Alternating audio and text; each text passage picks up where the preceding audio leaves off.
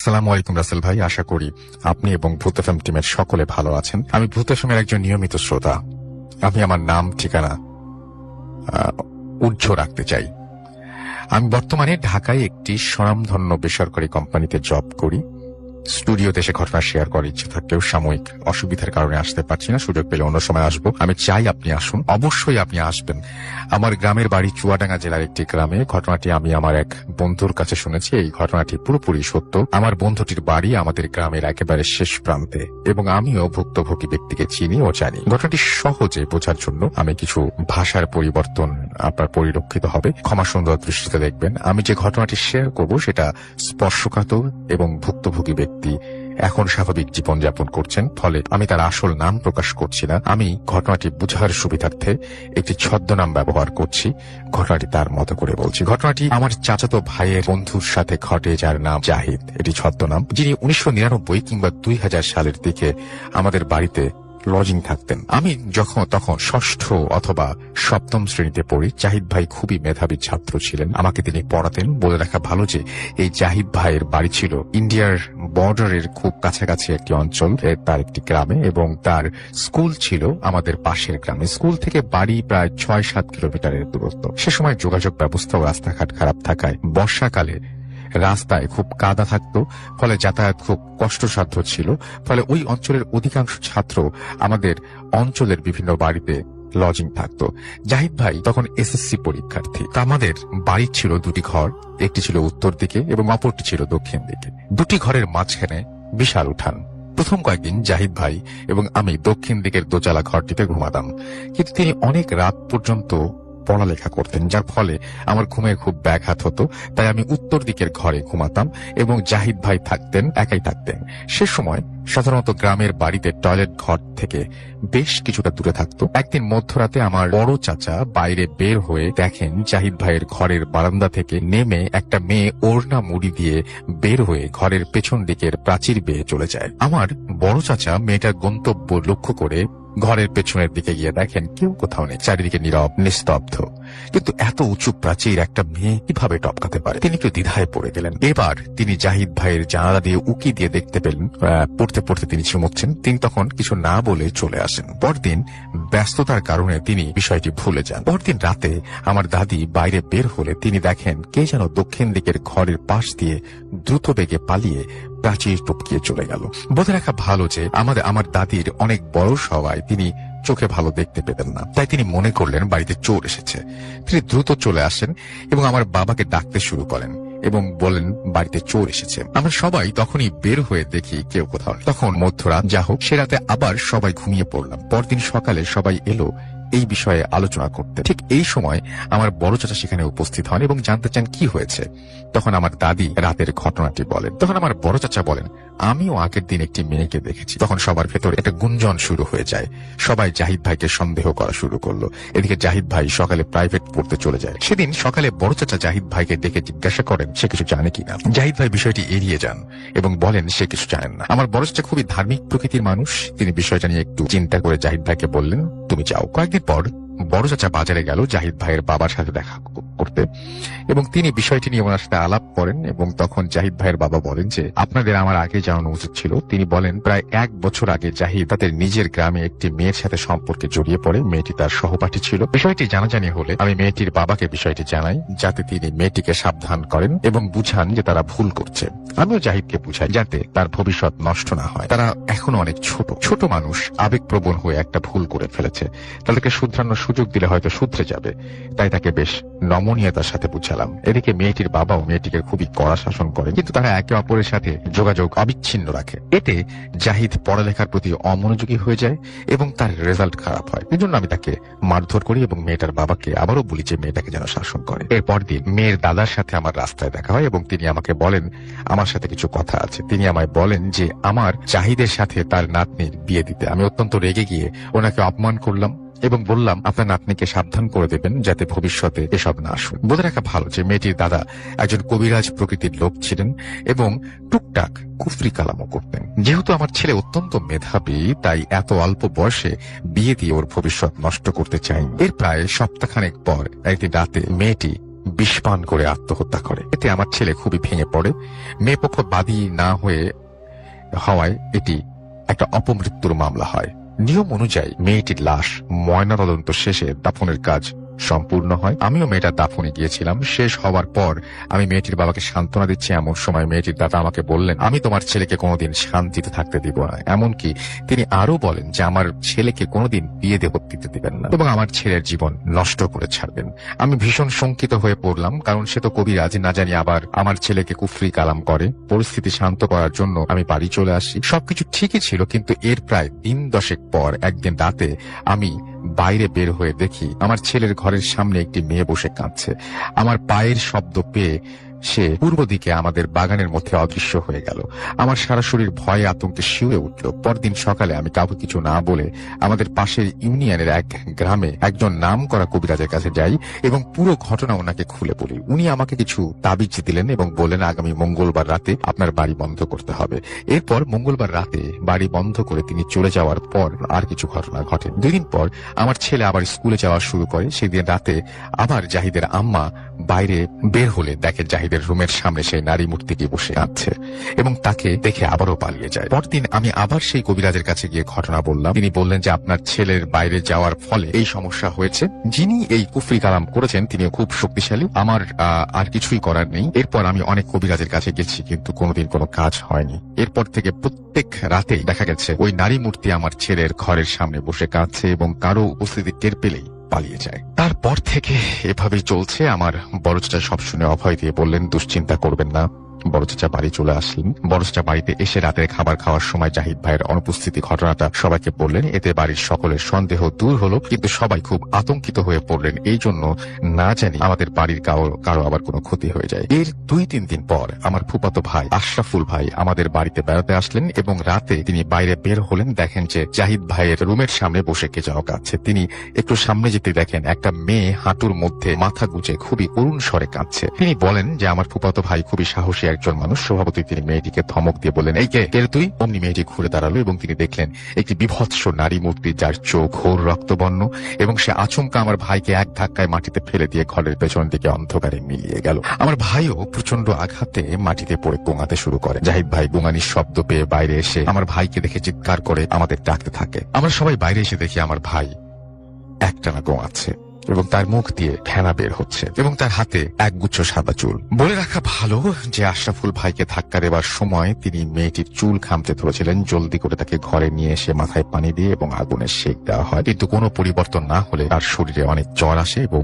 কাঁপুনি শুরু হয়। এভাবে ভোর হয়। সকালে আমার বড় চাচা তাকে এক কবিরাজের কাছে নিয়ে গেলেন, সাথে আমি, অচেষ্ট ভাই, আমার দাদি, আমার বাবাও গেলেন। কবিরাজ সাহেব কিছু শুনলেন এবং সাদা চুলগুলো দেখে আমার ভাইকে কিছু তাবিজ কবজ দিলেন এবং বললেন জাহিদ ভাইকে যেন তার কাছে নিয়ে যাওয়া হয় এবং সাথে 3টে শিং মাছ তিনি বড়শি দিয়ে লাল রঙের কাইতুন সহ 3 ধাতুর মাদুলি নিয়ে আসা হয়। পরদিন জাহিদ ভাইকে তার কাছে নিয়ে গেলে তিনি তাকে ঝাড়ফুঁক দিয়ে শিং মাছের কাঁটাগুলো ভেঙে আরো কিছু উপকরণ দিয়ে তাবিজ দিলেন এবং মাছগুলোকে বড়শিতে গেঁথে বললেন এগুলো পরিত্যক্ত কোনো বাড়ি কোথাও গাছের ঢালে ঝুলিয়ে রাখতে, তাহলে আর কোনোদিন জাহিদ ভাইয়ের সাথে এমন ঘটনা ঘটবে না। কবিরাজের কথা মতো আমাদের পাশের গ্রামের এক পরিত্যক্ত কুঠি বাড়িতে একটা গাছের ডালে ঝুলিয়ে দিয়ে আসা হলো। এরপর থেকে আমাদের বাড়িতে থাকা অবস্থায় আর কোনোদিন এরকম সমস্যা হয়নি বা ঘটেনি। এর প্রায় 6 মাস পর পরীক্ষা শেষে তিনি আমাদের বাড়ি থেকে চলে যান। যেহেতু জাহিদ ভাই আমার চাচাতো ভাইয়ের বন্ধু ছিলেন, তাই আমরা ওনার খবর পেতাম। তবে এরপরও তিনি অনেকবার আমাদের বাড়িতে এসেছেন। এর অনেক বছর পর জাহিদ ভাইয়ের সাথে একদিন আমার দেখা হয়। তিনি এখন বাংলাদেশের রেলওয়েতে চাকরি করেন। 2 ছেলে মেয়ে নিয়ে খুব সুখের সংসার। তিনি আমাকে বলেন যে এরপর আর কোনো সমস্যা হয়নি। এই ছিল ঘটনা। যদি ভালো লাগে শেয়ার করবেন। আমার সংগ্রহে আরো কিছু ঘটনা আছে, সেগুলো পরবর্তী লিখে পাঠাবেন এবং আপনি আশা করছি আসবেন আমাদের সাথে। প্রিয় রাসেল ভাই, আশা করি খোদার অশেষ রহমতে ভালোই ছিলেন। জানি ভালো থাকেন, তাই আর জানতে চাইলাম না। আমি এফএমের একজন নিয়মিত শ্রোতা। অনেকদিন ধরেই আমার ও আমার পরিবারের সাথে ঘটে যাওয়া কিছু ঘটনা শেয়ার করব ভেবে সময় ও সুযোগের অভাবে সেটা হয়ে ওঠে না।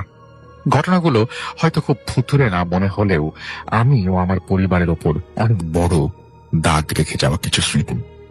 যাই হোক, কথা না বাড়িয়ে ঘটনা শুরু করা যাক। পূর্বেই বলে রাখা ভালো যে আমাদের পরিবারের সাথে ঘটে যাওয়া এই ঘটনাটা অনেকগুলো দুর্ঘটনার সমষ্টি। যশোর জেলার অভয়নগর থানার নোয়াপাড়া পৌরসভার কোনো এক জায়গায় আমাদের গ্রামের বাসা। আমার বাবা ছোটবেলা থেকেই ছিলেন অনেক সাহসী এবং বেপরোয়া। 1980 সালে আমার বাবা ও আম্মার বিয়ে হয়। ঘটনার শুরু অনেকটা তখন থেকেই। বলে রাখা ভালো, পৈতৃক সূত্রে আমার দাদুর অনেক জায়গা জমি ছিল এবং আমার বাবা বিয়ের পরে দাদুর থেকে কোনো একটা কারণে আলাদা হয়ে যায় এবং দাদুর সীমানার একেবারে শেষের দিকে বাসা তৈরি করেন। যদিও আমার বাবা যখন বাড়ি বানাতে শুরু করেন তখন তার দাদিরা তাকে ওইখানে থাকতে নিষেধ করেন, কারণ জায়গাটা ছিল ভুতুড়ে এবং বিপদ সংকুল। কিন্তু বেপরোয়া ও সাহসী হবার কারণে বাবা কারো কথার তোয়াক্কা না করেই সেখানে ঘর তোলেন। আমার দাদার মুখে শুনেছি যে আমাদের বাড়ির সামনে দিয়ে কোনো এক আমলে আগে নদী ছিল এবং আমাদের বাড়ির ওইখানে ছিল শ্মশান ঘাট। আশ্চর্যজনক হলেও সত্য যে এখনো ওখানকার সকল পুকুরগুলো একই সারিতে আছে এবং এরই একইভাবে ভৈরব নদীতে মিশেছে। যাই হোক, ওখানে এক শিমুল গাছ ছিল শুনেছি, যেটা ছিল অনেক বড় এবং পুরনো এবং তার নিচ থেকে নাকি বিভিন্ন সময় বিভিন্ন খাবারের গন্ধ পাওয়া যেত। যাই হোক, বাড়িতে থাকা শুরু করার পর আব্বু এবং আম্মুকে অনেক অদ্ভুত ও ভুতুড়ে ঘটনার সম্মুখীন হতে হয়। যেমন কখনো রাতে বাইরে বেরিয়ে দেখতে পেতেন যে বিশাল সাইজের কোনো একটা বড় ধরনের গরু অনেক উঁচু এবং উঁচু উঁচু মগ ডালের পাতা ভেঙে সে খাচ্ছে। কখনো বা ছায়ামূর্তি রান্নাঘরে মাছ ভাজির সময় জানালা দিয়ে কেউ হয়তোবা চাচ্ছে, ইত্যাদি ঘটনা। এবং এই ঘটনাগুলো অদ্ভুত শোনা গেলেও সত্যি। এবার প্রকৃত ঘটনায় আসি। পূর্বে যা উল্লেখ করেছি, শিমুল গাছটি আমাদের অনেক ক্ষতি করত। যেমন ওটার নিচে পুকুরে ছায়া পড়ত, যে পুকুরে মাছ চাষের অন্তরায় হয়ে দাঁড়ায় এবং অনেকগুলো গাছের ও ক্ষতি করত। এরকম নানাবিধ কারণে স্থান সংকুলন করতে আব্বু সিদ্ধান্ত নিয়েছিলেন যে গাছটি কেটে ফেলবেন। কিন্তু বাবা যখন গাছটি বিক্রি করে দেন তখন এক রাতে শুভে সাদেকের দিকে তিনি উপলব্ধি করেন কে যেন তার জানালার কাছে এসে ভারী কণ্ঠে বলছে, গাছটি কাটিস না, তোর অমঙ্গল হবে। এই কথা শোনার পর এবং যেহেতু গাছটি ছিল অনেক পুরনো, তাই তিনি আমার দূর সম্পর্কের এক দাদু, যিনি পেশায় ফকির, তার কাছে যান এবং এই খবর নিতে যে গাছটি কাটলে কোনো ক্ষতি হবে কিনা। কিন্তু তিনি জানেন না যে তিনি জিনের মারফত জানতে পেরেছেন যে আশেপাশে আরো অনেক বড় বড় শিশু গাছ আছে, সুতরাং কোনো প্রবলেম হবে না। তিনি জানতে পেরেছেন জিনের মাধ্যমে এটা। যেই শোনা সেই কাজ, গাছটি কাটবার জন্য প্রস্তুতি নেওয়া শুরু হয়ে যায় এবং সেখান থেকে ঘটনার শুরু পরিবারের সাথে। বলে রাখা ভালো যে আমরা ছিলাম 2 ভাই 2 বোন। আমি সবার ছোট এবং আমি জন্মগ্রহণ করলে তখন আমার বড় ভাইয়ের বয়স ছিল মাত্র 8 মাস। গাছ কাটা মাত্রই আমার বড় ভাই এবং আব্বু মারাত্মক অসুস্থ হয়ে যাওয়া শুরু করেন এবং অনেক কষ্টে সুস্থ হন। কিন্তু ঘটনা এখানেই শেষ হয় না। তখন থেকেই একটার পর একটা ঘটনা ঘটে আমাদের পরিবারের সাথে। যেমন ছোট অবস্থায় আমার বড় ভাইয়া একদিন পানিতে পড়ে যায়, যদিও তার পরিবারের লোকজন তাকে উদ্ধার করে। তারপর একদিন যখন সে মাত্র দাঁড়াতে পারে তখন দেখা যায় সে খেলা করছে আর তার সামনে অনেক বড় একটা সাপ। যদিও তাকে কামড় দেয়নি, কিন্তু পরিবারের লোকজন দেখা মাত্র সাপটি চলে যায় এবং আরেকটু হলে সে কয়েকবার গাছ থেকে পড়ে যায়, এরকম একটা অবস্থা। এবং তখন সে বলে যে কি যেন তাকে ধাক্কা দিয়ে গাছ থেকে ফেলে দিয়েছে, সে পড়ে যায় গাছ থেকে। এরকমই চলতে থাকে। এরপর ভাইয়ার বয়স যখন 7 বছর হয় তখন আমি জন্মগ্রহণ করি এবং ছেলেবেলা থেকেই আমিও অদ্ভুত কিছু জিনিস লক্ষ্য করতাম। যেমন আমি অহেতুক ভয় পেতাম, বিশেষ করে আমি একা ঘুমলেই অদ্ভুত কিছু স্বপ্ন দেখতাম যেখানে আমাকে টেনে নিয়ে যাওয়া হতো, এটা আমি উপলব্ধি করতে পারতাম। কিন্তু আসলে আমি ঘরেই থাকতাম এবং আমি গভীর রাতে যখনই উঠতাম তখনই কিছু ছায়ামূর্তির আনাগোনা লক্ষ্য করতাম আমাদের চারপাশেই। এই বিষয়টা অনেক ছোটবেলা থেকে দেখতে দেখতে এমন হয়ে গিয়েছিল যে পরবর্তীতে এটি আমি ইউজড টু হয়ে যাই, ভয় পেতাম না। আমার ভাইয়া মাদ্রাসায় পড়তেন। যখন তিনি হেফজোখানায় ভর্তি হন, কিছুদিন পরেই ঘটে সব থেকে হৃদয় বিদারক ঘটনা। আমি আর আমার আম্মু তখন ঢাকায় ছিলাম। বাসায় ছিল শুধু আব্বু আর বড় ভাইয়া। গভীর রাতে ভাইয়া একা একা বাইরে যায় প্রাকৃতিক প্রয়োজনে। আমি প্রথম দিকে উল্লেখ করেছিলাম যে শিমুল গাছটি কেটে ফেলা হয়েছে, তার পাশেই বড় একটা শিশু গাছ ছিল। সে দেখে যে কি যেন একটা অবয়ব অনেক লম্বা শরীর এবং পা ঝুলিয়ে গাছের মগ ডালে বসে রয়েছে এবং তার পা উঁচু, গাছটির মগ ডালে হতে মাটি ছুঁয়ে আছে। এটি দেখে ভাইয়া অত্যধিক রকমের ভয় পায়। তখন সে তাড়াহুড়ো করে রুমে ঢুকলো এবং বাবাকে জিজ্ঞেস করে কি হয়েছে। তখন বাবা সবকিছু শোনা মাত্রই সেখানে ছুটে যায় এবং আশেপাশের সব জায়গায় ঘুরে দেখায় কিছু নেই। সে দেখে যে কিছু নেই এবং তবুও তার ভয় কাটেনি। তারপর অনেক হুজুর, কবিরাজ এবং ডাক্তার দেখানো হয়, কিন্তু ভয় পাওয়ার পর থেকে তার বুকে ব্যথার প্রবলেম হয় এবং সেটা থেকে তার পরিত্রাণ মেলে না। পরবর্তীতে কিছুদিনের মাথায় সামান্য ডায়রিয়া জনিত কারণে ভাইয়া পরলোক গমন করে। ভাইয়া মারা যাবার পর থেকে আমাদের সাথে বিভিন্ন রকমের ঘটনা ঘটতে থাকে, যা ইতোপূর্বে ঘটা ঘটনাগুলো থেকে ভিন্ন। যেমন আমার ভয় পাওয়ার মাত্রা আরো বেড়ে যায় এবং আমি ঘুমানোর জন্য চোখ বন্ধ করলেই বিভিন্ন রকমের ভয়ঙ্কর জায়গায় চলে যেতাম এবং ভয়ঙ্কর প্রাণীর মুখোমুখি হতাম। আমার এই সমস্যা সমাধানের জন্য অনেক হুজুর, কবিরাজ ও ডাক্তার দেখানো হয়েছিল এবং যেখানে যে হুজুরের সন্ধান পেয়েছেন আমার বাবা মা, সেখানে গিয়েছেন।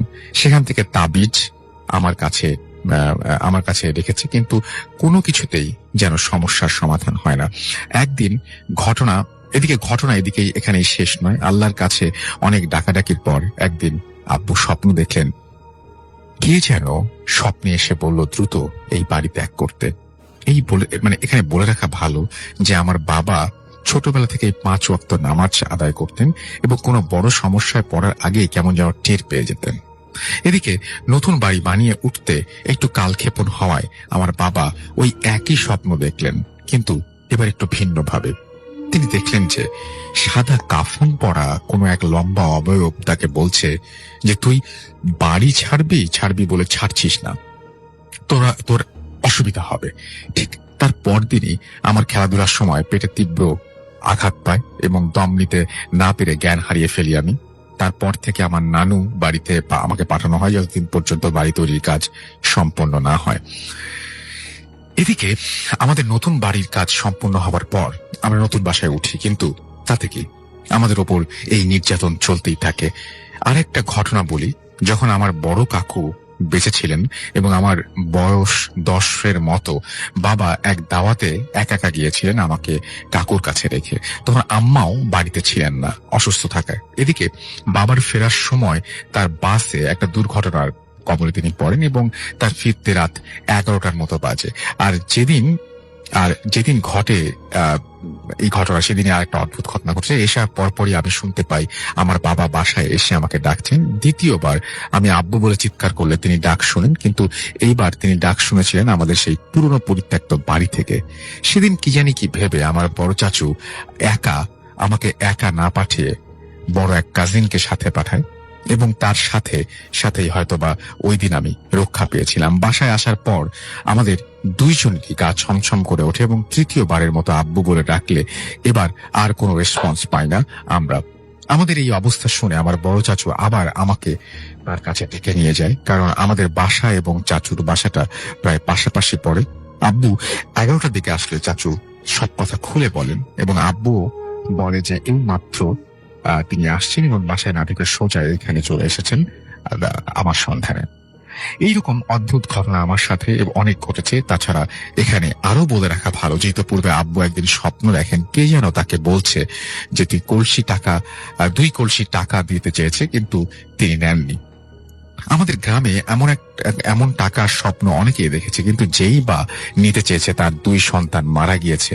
যাই হোক, টাকা নিতে অস্বীকৃতি জানালে বাবাকে ওই জিনিসটা আমাদের পুরনো বাড়ির একটি রুম ভাঙতে নিষেধ করে এবং সেই রুমটি এখনো আছে এবং বাবা দেখে 2 কলসি টাকা ওইখানেই মুভ করছে মাটির ভেতর।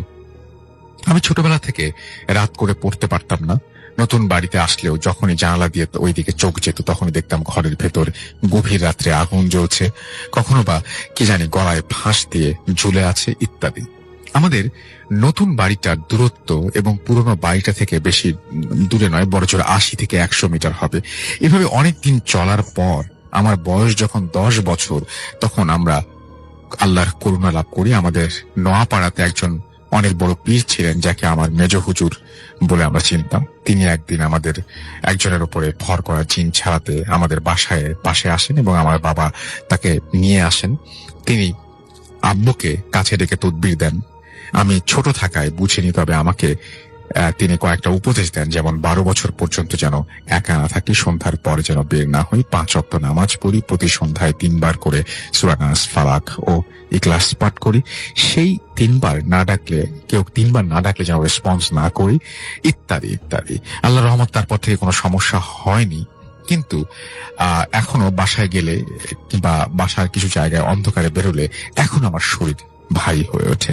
আমাকে আমাদের বাসা বন্ধ দেওয়া হয়েছে কিনা বা কিছু করা হচ্ছে কিনা, এই ব্যাপারে আমাকে কিছু জানানো হয়নি বা হয় না। তবে কয়েকদিন পূর্বে শুনলাম যে আমার আব্বু নাকি ভয় পেয়েছেন এবং 15 দিনের মতো জ্বরে আক্রান্ত ছিলেন তিনি। এখন আল্লাহর রহমতে সুস্থ আছেন, যেটাও আমাকে জানানো হয়নি এবং বাসার বাইরে থাকি বলে জানতেও পারি না। পরিশেষে আমার জন্য দোয়া করবেন, আল্লাহ যেন ভালোভাবে বাঁচার তৌফিক দেন এবং পড়াশোনা প্রজেক্টের চাপে স্টুডিওতে এসে ঘটনা শেয়ার করতে আমার সমস্যা আছে এবং ঘটনাটি আমার সাথে পুরনো বাড়ির কিছু ছবিও তিনি পাঠিয়েছেন এবং সেই ছবিগুলো আমি দেখেছি। থ্যাংক ইউ সো মাচ, আপনাকে অনেক অনেক ধন্যবাদ।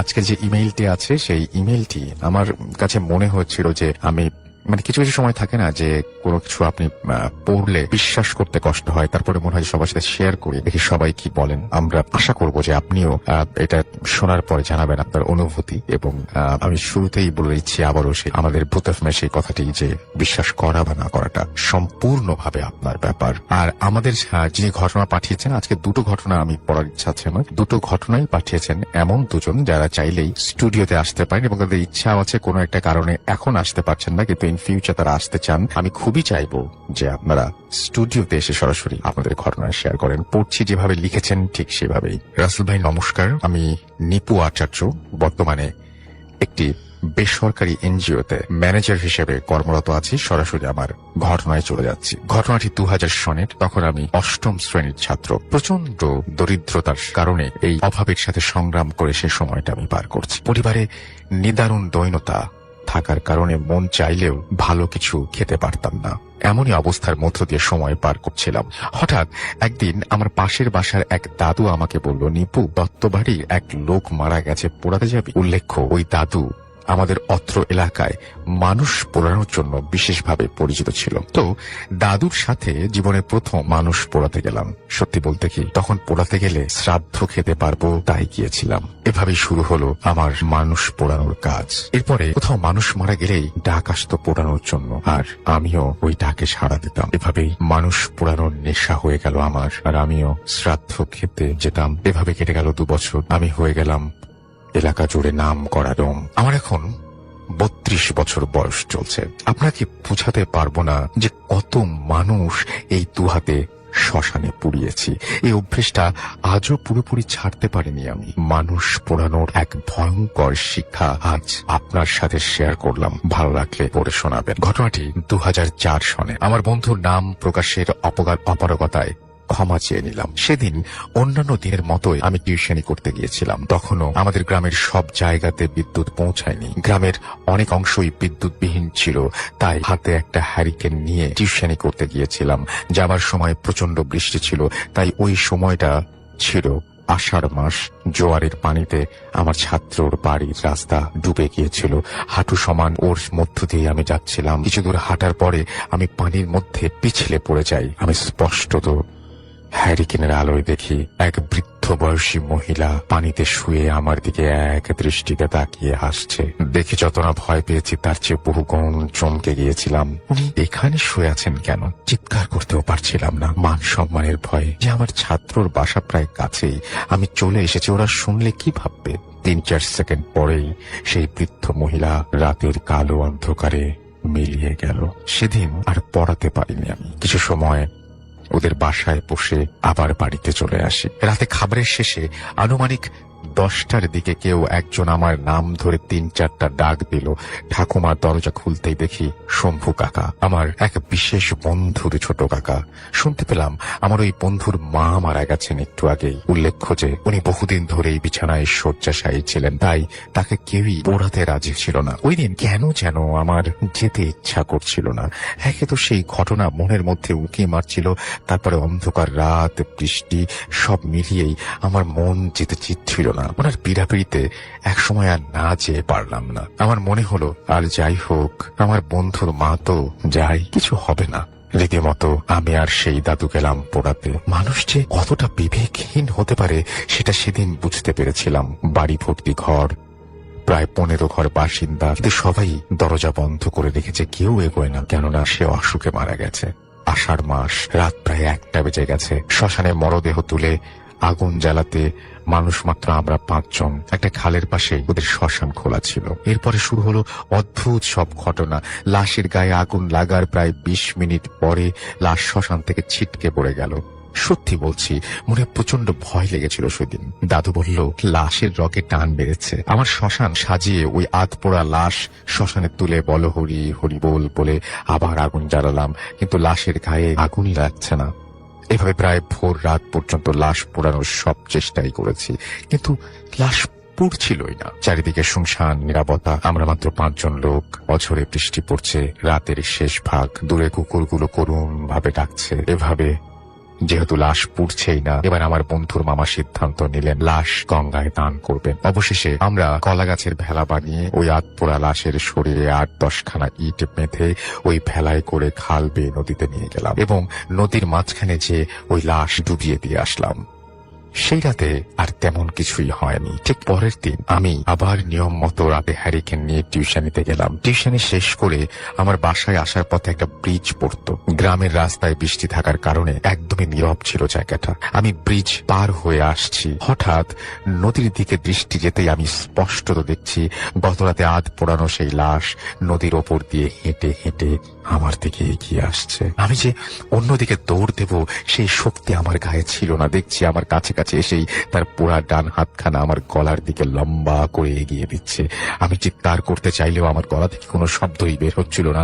যেটুকু মনে পড়ে, আমি ব্রিজের ওপরে থানার ঘাটে শুয়ে আছি, আর আমার চারপাশে অনেক মানুষ, মা, ঠাকুমা আমার মাথার কাছে বসে কান্না করছে। আজও আমি কোনো মৃত্যুর সংবাদ শুনলেই কেন যেন পোড়াতে যেতে ইচ্ছে করে। সেই নেশা আজও কাটেনি। আজও শ্রাদ্ধ খাওয়ার জন্য নয়, একমাত্র নেশার কারণেই পোড়াতে যেতে ইচ্ছে করে। কিন্তু যখনই ওই কথা মনে পড়ে, পা বাড়াতে বড্ড ভয় হয়। সেই ধ্বনি, বল হরি হরি বল, বল হরি হরি বল। নিপু আচার্য, মেরুল বাড্ডা, ঢাকা। আপনার নামটা প্লিজ একটু বলবেন, আপনি কোথা থেকে এসেছেন, তারপরে আপনার ঘটনায় যাবো আমরা। আপনার তো ছোট ছোট অনেকগুলো ঘটনা আছে, আপনার নাম আর আপনি কোথা থেকে এসেছেন সেটা আগে শুনুন। থ্যাংক ইউ রাসেল ভাই। আমি রাইয়ান, তেজগাঁ থেকে এসেছি। প্রথমেই যে ঘটনাটা আমি শেয়ার করতে চাইবো আজকে, সেটা কিছুটা স্বপ্ন রিলেটেড। আপনাকে যেটা আমি বলছিলাম বাইরে, ব্যাপারটা ছিল এরকম। আমাদের বাসা যেহেতু তেজগাঁয়, ওই টাইমটায় আমরা গ্রাউন্ড ফ্লোরে থাকতাম। তো একদিন রাতে ঘুমালাম। তো ঘুমানোর পর হঠাৎ করেই আমি অল অফ এ সাডেন আমি দেখতে পেলাম যে আমি আমার নানার বাসায় চলে গেছি। আচ্ছা। ওই মুহূর্তে। এবং আমার নানার বাসা ছিল ধানমন্ডিতে। প্রচুর আসা যাওয়া ছিল নানার বাসায়। সো ওখানের এনভায়রনমেন্টটা আমার খুব বেশি পরিচিত। অন্ধকার অবস্থাতেও আমি সম্পূর্ণরূপে বুঝতে পারছিলাম আমি ওই মুহূর্তে আমার নানা নানুর যে রুমটা ছিল, ওই রুমে আমি ভাসছি। ভাসছেন আপনি? আমি ভাসছি। আচ্ছা। এবং আমি অন্ধকারে ফ্যানের যে শব্দটা হচ্ছে, খুবই পরিচিত শব্দ, আমি সেটাতে টের পাচ্ছি। এবং আমি বিভিন্ন আসবাবপত্র ছুঁয়ে দেখছি, ধরছি। ইভেন আমার নানা নানুর রুমের সাথেই একটা ছোট বারান্দা ছিল। আমি ওই বারান্দাতেও গেলাম। ওটা গ্রিল করা ছিল পুরাটা। গ্রিল ধরছি, বাইরে যোজনা দেখতে পাচ্ছি। আবার রুমের ভিতরে ঢুকলাম। অল অফ এ সাডেন আমি ধপাস করে যেন আমার তেজগাঁর বাসার বিছানায় পড়লাম এবং জেগে গেলাম। হুম। মানে পুরাটা ব্যাপার খুব তাড়াতাড়ি করেছে। খুব তাড়াতাড়ি ঘটলো এবং খুবই অদ্ভুত একটা ব্যাপার যে এত রিয়েলিস্টিক। মানে আমি যেন ওখানে চলে গিয়েছিলাম ওই মুহূর্তটাতে। হুম। ওই সময়টা যেন আমি আমার নানার বাসাতে অবস্থান করছিলাম এবং আমি যেন হঠাৎ করেই আবার আমার বাসার বিছানায় চলে আসলাম। আচ্ছা। এরকম একটা ব্যাপার ছিল আর কি জিনিসটা। ওকে, ওকে। আচ্ছা, আপনার সাথে তো আরো কিছু ঘটনা ঘটেছে, সেই ঘটনাগুলো আমরা একটু শুনে ফেলি যে আর কি ঘটনা আপনার হ্যাঁ, সাথে ঘটেছে। আরেকটা ঘটনা আমি বলবো, এটাও আমার নানার বাসা কেন্দ্রিক একটা ঘটনা। আমি আগে একবার ইমেল পাঠিয়েছিলাম আপনাকে, ওখানে আমি একটু প্যাটার্নটা বলেছিলাম নানার বাসার, হুম। যে প্রতিটা তালার প্রথম রড যে সিঁড়ি, এটা থেকে ঘুরে পরবর্তী তালায় যাওয়ার আগে একটা করে ছোট এক্সটেন্ডেড তালা ছিল, যেটাকে আমি যে 1.5 তালা 2.5 তালা এভাবে বলেছিলাম। হুম, তো 3.5 তালার একটা ঘটনা বলি আমার নানার বাসার। ওই টাইমটাতে আমার নানার বাসায় আম, কিছু মেরামতের কাজ চলছিল। তো যে কারণে ওই মেরামতের কাজ যারা করছিলেন তাদের একজন লিডার ছিল, তাকে সবাই সর্দার বলে ডাকতো। তো আমি 3.5 তালার যে রুমটা ছিল ওটার বারান্দায় গিয়ে দাঁড়ালাম।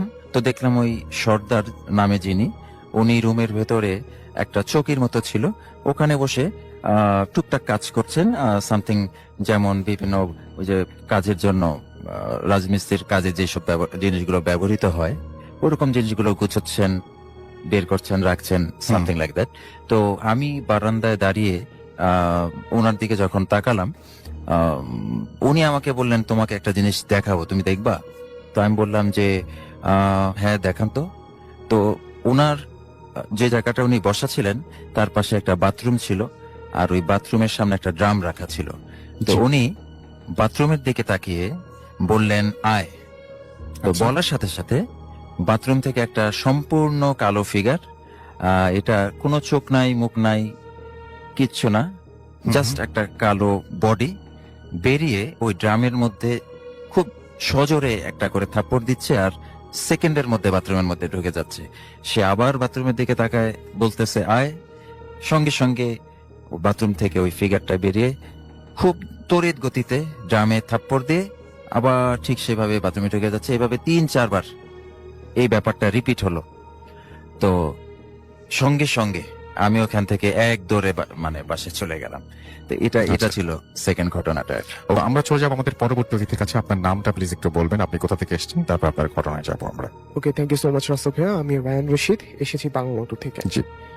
আমি যে স্টোরিটা বলবো, এই স্টোরিটা হচ্ছে আমি এর আগেও এই স্টোরি সম্পর্কে বলেছি একজন সম্পর্কে। অ্যাকচুয়ালি আমি হচ্ছে ছোটবেলা থেকে একটা মিশনারি স্কুলে পড়ে বড় হয়েছি। সে যে চার্চটা রয়েছে সেখানে হচ্ছে আমি প্রায় যেতাম। তো চার্চে গিয়ে আমার অনেকের সাথেই দেখা হয়েছিল ভাইয়া। আমার যতদূর মনে হতো মানে তারা হয়তো বা ইলুমিনাতির সদস্য ছিল।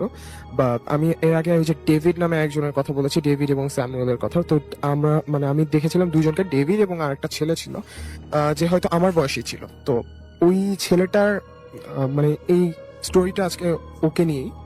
আমি হচ্ছে শুরুতেই ওকে দেখতাম, মানে ও ছিল একেবারেই চুপচাপ এবং একদম অন্য জগতের মানুষ বলতে পারেন। হুম। এই টাইপের, মানে কি বলবো, পুরাই আলাদা। খুব মানুষের সাথে কম মিশতো, খুব মানে একটু রাগী ছিল। যার সাথে কথা বলতো তখন কথা বলতো, আর যার সাথে কথা বলতো না একেবারেই বলতো না। তো ওই ডেভিডের সাথে আমার পরিচয় হওয়ার কারণে ডেভিডও যখন ওকে মানে আমার সাথে ওকে পরিচয় করায় দেয়, তখন হচ্ছে মানে আমাদের দুজনের খুব ভালো একটা আন্ডারস্ট্যান্ডিং হয়ে যায় এবং আমরা খুব ভালো ফ্রেন্ডস হতে থাকি ধীরে ধীরে। হুম। তো মানে ওর একটা বিশেষ জিনিস লক্ষ্য করতাম, ওর সাথে যখনই কারোর রাগারাগি হতো, লাইক আমি একদিন একজনকে দেখেছি যে মানে ওর সাথে ঝগড়া করে বেশ খুব রাগ হয়ে গেছে ছেলেটা। তো বলছে যে তুই আজকে বাসায় যা, তোকে দেখে নেবো, আচ্ছা। তুই যা, তোকে দেখে নিচ্ছি। তো যেই ছেলেটাকে ও বলেছে, শোনা গেছে যে ওই দিন বেলা ও বাসায় যেতে যেতে রোড অ্যাক্সিডেন্ট করেছে। তারপরে হচ্ছে একবার ওর গাছের কেউ সম্ভবত আম চুরি করেছিল। তো বলেছে যে যে আবার এখানে আসবে তার মাজা ভাঙবে। তো ভাইয়া সেম ভাবে সে গাছে উঠতে গিয়েছিল আরেকবার। তো ওইখানে শোনা যায় এরকম কারোর মাজা ভেঙে গিয়েছিল। তো এই টাইপের মানে ও যা বলতো মানে অ্যাকুরেট তাই হতো। এবং হচ্ছে এইভাবে হতে হতে একদিন দেখা যায় ওর আঙ্গুলের একটা অংশ জাস্ট নেই। ঠিক আছে। তো এই যে মানে এই জিনিসটা দেখার পরে সবাই জিজ্ঞাসা করা হয় যে কি হয়েছে তোমার এই আঙ্গুলে, কি হয়েছে। তো ও জাস্ট বলে যে আমার মেশিনে হাত চলে গিয়েছিল, যার কারণে একটু প্রবলেম হয়েছে। লাইক সবাই তো জিজ্ঞাসা করবেই হাতে ব্যান্ডেজ দেখাতে, হুম। মানে দেখলে। তো ও জাস্ট ঢাকার জন্য এই জিনিসটা বলে। তো একদিন দেখা যায় তার আর একটা আঙ্গুলের এইরকম পার্টস নেই। এভাবে দেখতে দেখতে ওর হাতের প্রায় ম্যাক্সিমাম পার্টই নেই। তো ওকে বলে যে, আর আশ্চর্যজনক বিষয় হলো ভাইয়া, ও জাস্ট হাতে কোনো মতে ব্যান্ডেজ করে এসেছে। লাইক আপনার যদি আঙ্গুল কেটেও যায় বড় আকারের, আপনাকে ডাক্তারের কাছ থেকে ড্রেসিং করাতে হবে, সেলাই করাতে হবে, অনেক ঝামেলা। বাট ওর তেমন কিছু না, জাস্ট কভার করে দেওয়া। তো এই টাইপের জিনিস দেখার পরে আমি মানে ওকে জিজ্ঞাসা করি যে সত্যি করে বলবা কি হয়েছে, আমি মানে বুঝতে পারছি যে তুমি এই জিনিসটা কোনো স্বাভাবিক জিনিস না, কি হয়েছে সত্যি করে বলবা। তো ডেভিডও ওই সময় আমার সাথে খুব ক্লোজ ছিল, এবং ডেভিডের সাথে ওই ব্ল্যাক ম্যাজিক, ডেভিল স্পিরিট, এই টাইপের অনেক বিষয় নিয়ে কথা হতো। ডেভিড একবার ওকে আমার বাসায়ও নিয়ে গেছিল। তো এরকম হচ্ছে ও 2-3 দিন মানে কথা বলার পরে, বেশি জোরাজোরি করার পরেও আমাকে বলে ঠিক আছে আজকে তোমাকে বলবো আমি, তুমি একটা কাজ করো, তুমি আমার বাসায় আসো। আমি বলছি যে তোমার বাসাটা কোথায়, বলে যে ঠিক ডেভিডের বাসার অপোজিট। তো আমি ঠিক ওইখানেই যাই ভাইয়া। যাওয়ার পরে মানে ঢুকতেই দেখি ওই ওদের বাসায় না মানে কোনো কিছুই ছিল না, ওর মা বাবাও কেউ ছিলেন না। মানে বাসাটা পুরাটাই ফাঁকা, একটা রুম ছিল ফাঁকা। তো ওইখানে ভাইয়া মেবি একটা উইজা বোর্ড টাইপের ছিল, স্টার আঁকানো এই টাইপের। এবং ভাইয়া ওর বাসায় দেখতাম কি মানে প্রচুর দামি দামি পাখি, খরগোশ, এই টাইপের অনেক কিছু ছিল। ও এগুলো পালতো। তো ও হচ্ছে বলে যে আজকে তোমাকে আমি আমার প্রভুর সাথে দেখা করাবো, আজকে তুমি আমার প্রভুকে দেখতে পাবে। আমি বললাম রিয়েলি? আচ্ছা ঠিক আছে দেখি। তো আমি তো এই বিষয়গুলো নিয়ে তেমন মানে খুব বেশি ইন্টারেস্ট বাট বিলিভ করি না তেমন, দেখি তোমার আজকে কথায় কি হয়। তো বলে যে ঠিক আছে তুমি এক জায়গায় বসো। তো ভাইয়া ও আমাকে একটা চেয়ারে বসায় গোল করে একটা দাগ দিয়ে দেয়, সামথিং পাউডার টাইপের কিছু একটা দিয়ে বলে যে তুমি, আমি যতক্ষণ না পর্যন্ত না বলবো এখান থেকে বের হবে না। এরপরে ভাইয়া ও করে কি, ও আর একটা ওই যে স্টার ছিল, স্টারে বসে যায়। স্টারের ঠিক মাঝখানে একটা পাথর ছিল, ও পাশ থেকে একটা বিশাল মানে ম্যাকাও যে পাখি রয়েছে ভাইয়া, ওই পাখিটাকে এনে আর একটা এগুলো আপনি নিজে এক্সপিরিয়েন্স করেছেন? একদম নিজের চোখে। এবং ভাইয়া ম্যাকাও পাখিটাকে এক হাত দিয়ে এনে ওর মাথাটাকে কোনো মতে রেখে আর একটা পাথর দিয়ে বাড়ি দেয় এবং ওর মাথাটা আলাদা হয়ে যায়। এবং এটাকে আপনার চোখের সামনে জি ঘটেছে? ভাইয়া, একেবারে চোখের সামনে। এবং জিনিসটা খুবই কি বলবো, অত্যন্ত ভয়ানক ভাইয়া ছিল। যে বিকজ আর পাথরটা ছিল একেবারে ভাই চোখা টাইপের এবং অনেক ধারালো, যার কারণে হচ্ছে মাথাটা আলাদা হয়ে যায়। এবং ভাই ওই যে ব্লাডটা বের হয় ওর বডি থেকে, তো ওই যে মানে ওই স্টারটা কোন একটা মানে অংশ ফিল আপ করে দেয় ওই ব্লাড দিয়ে হচ্ছে ভাই সামথিং কিছু একটা পড়তে থাকে, বলতে থাকে, বলে যে তুমি আসো, আমি তোমার জন্য ওয়েট করছি। দেন হচ্ছে আর কিছু কিছু সামথিং, ওর কাছে একটা বই টাইপের ছিল, ওই টাইপের মানে ওই জিনিসটা দেখে ও আর বলতে থাকে। এই টাইমে ভাইয়া ঠিক ওই সামনে একটা পর্দা ছিল, পর্দার আড়াল থেকে কেউ একজন কথা বলে ওঠে, কি হয়েছে, কি সমস্যা, হঠাৎ আমাকে ডাকলে? তো বলে যে মানে তখন ও পিছন থেকে বলে তোমাকে ডাকলাম, তোমাকে তো আমি ডিস্টার্ব করছি না, তোমার ভালোর জন্যই তো বলছি। তো শোনো, আমার একটা ঝামেলা হয়েছে, আমার এই প্রবলেম, জাস্ট ওর একটা প্রবলেম শেয়ার করে যে এই আমার এই ঝামেলা হচ্ছে, তুমি কিছু একটা করো। তখন হচ্ছে বলে ঠিক আছে তাহলে তুই তোর ভাইয়ের সাথে একবার কথা বলে নিস। ওর মানে ভাইয়া এরপরে ওই মানে ওইখান থেকে আর কোনো আওয়াজ টাওয়াজ আসে না, ঠিক হয়ে যায়। তো তখন হচ্ছে ভাইয়া পরের দিন সকালে শোনা যায় ওর হচ্ছে এরকম ভাইটা মানে হঠাৎ করে রোড অ্যাক্সিডেন্টে মারা গেছে। তো ওর কাছে জিজ্ঞাসা করা হয় যে এরকম বলা হলো যে তোমার মানে ভাইয়ের সাথে কথা বলে নাও, আবার হঠাৎ এই জিনিসটা হলো। বললো যে অ্যাকচুয়ালি কি আমি যে এই জিনিসটা ডিমান্ড করেছিলাম ওর কাছে, এর জন্য ওই ম্যাক কাউটা বলি দেওয়াটা মানে এনাফ না। তো ও হচ্ছে যার কারণে আমার ভাইকে নিয়ে নিল। আর হচ্ছে আমি বললাম যে তোমার এখন মানে কি, তোমার মানে ভাইয়া অবাকজনক ছিল যে ওর ভাইকে হারিয়েছে, বাট ওর মুখে কোনো দুঃখের কোনো ছাপ নেই, জাস্ট ওর মতোই আছে। এই টাইপের জিনিস দেখার পরে আমি বললাম যে তাহলে তোমার এই যে তোমার হাত কাটছো ধীরে ধীরে, তো এটা লাস্ট স্টেজটা কি হতে পারে? বলে যে কি বলো লাস্ট স্টেজ, আমি তো আমার প্রভুর জন্য জানও দিয়ে দিতে পারি, ও মানে ও আমার সব, আমি দেখো আমি যা বলি তাই হয়। তো ও তো মানে ও আমার এত কথা শুনে আমি ওর জন্য জানটা দিতে পারবো না? অবশ্যই। তারপরে কি হলো? তো হচ্ছে ভাইয়া এরপরে এরকম চলতেই থাকে, ও এই টাইপের যা বলে তাই হয়ে যায়। একটা টাইমে শোনা যায় যে ভাইয়া ছেলেটা মারা গেছে, হঠাৎ করেই চার্চে একদিন শুনি যে ও মারা গেছে। তো ভাইয়া ও যখন হচ্ছে মানে ওর বডিটা যখন আনা হয়, দেখেছিলাম যে ওর মুখের ভেতর থেকে ওর বা হাতটা ঢুকিয়ে মানে ঘাড়ের পেছন থেকে বের করলে যেরকম অবস্থাটা হয় ঠিক প্রচন্ড বিদঘুটে অবস্থা ভাইয়া। এবং মুখের ভেতর থেকে নিয়ে পেছন দিয়ে বের করা হাতটা এবং এই অবস্থায় ওর লাশটাকে রাখা, কোনো মতে ঢেকে দেওয়া। আমি জাস্ট মানে দেখে ওইখানে জাস্ট এক নজর দেখেছিলাম ভাইয়া, এবং এত ভয়ানক ছিল বিষয়টা। ওর এক হাত তো মানে অর্ধেক ছিলই না, আর সাথে মানে এই জিনিসটা ছিল। এবং এটা দেখার পরে মানে বুঝে গেছিলাম যে ব্যাপারটা আসলে কোনো সাধারণ বিষয় ছিল না। এবং চার্চে যারা আরো অনেকে ছিলেন তারাও বুঝেছিলেন যে অ্যাকচুয়ালি কোনো স্বাভাবিক কিছু ছিল না। পরে তারা অনেক কিছু খুঁজেছে, বাট তেমন কিছুই পাইনি ভাইয়া। এইটাই ছিল আমার। থ্যাংক ইউ সো মাচ আপনার ঘটনার জন্য। আপনাকে অনেক ধন্যবাদ। এবং আমরা চলে যাবো আমাদের প্রথম অতিথির কাছে। আপনার নামটা প্লিজ একটু বলবেন, আপনি কোথা থেকে এসেছেন সেটা একটু বলবেন, তারপরে আপনার ঘটনায় যাব। এবং আশা করছি যে এই ঘটনাটি আপনাদের ভালো লাগবে। আপনার 3rd নাম্বার যে ঘটনাটি, ছোট্ট ঘটনা যদিও, আমরা একটু শুনে আসি। ধন্যবাদ রাসেল ভাই। আমি রাইয়ান, তেজগাঁ থেকে। আমার এখনের যে ঘটনাটা আমি শেয়ার করব সেটা আমার নানার বাসার কেন্দ্রিক একটা ঘটনাই। আমি একদিন বিকাল বেলায় ছাদে হাঁটছিলাম, তো হঠাৎ করে দেখলাম যে নানা বাসার পাশের যে বিল্ডিংটা, ওটার ছাদে একটা ঘুড়ি এসে পড়লো। তো আমি নানা বাসা থেকে নেমে ওই বিল্ডিংটাতে যাবার জন্য যখন সিঁড়ি দিয়ে উঠছি, তো অলমোস্ট যখন 4 তলায় উঠে গেছি, তো আমি সিঁড়ির জানালা দিয়ে একটু নিচের দিকে দেখলাম যে কিরকম দেখা যায় উপর থেকে নিচটা। অল অফ এ সাডেন আমি যখন ঘুরলাম ছাদের দিকে উঠবার জন্য, হঠাৎ করে দেখতে পাচ্ছি যে চারদিক একেবারে বন্ধ, চারদিকে শুধু দেয়াল, কোনো সিঁড়ির অপশন নাই, এবং একেবারে বদ্ধ একটা জায়গা। আমি গ্লাসের দিকে বেশ কয়েকবার ধাক্কা দিলাম, ওয়ালে ধাক্কা দিতে থাকলাম, বাট কোনো দিকেই কোনো আমি পথ পাচ্ছি না উপরে যাবার বা নিচের দিকে যাবার।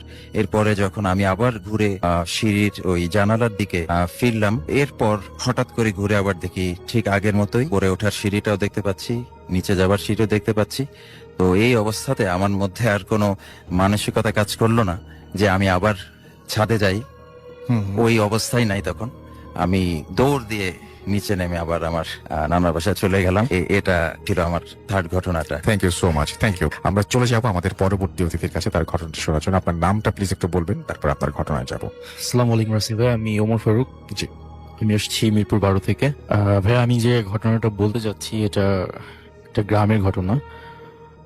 মানে এটা হচ্ছে আমি যে গ্রামে থাকি ওই গ্রামেরই।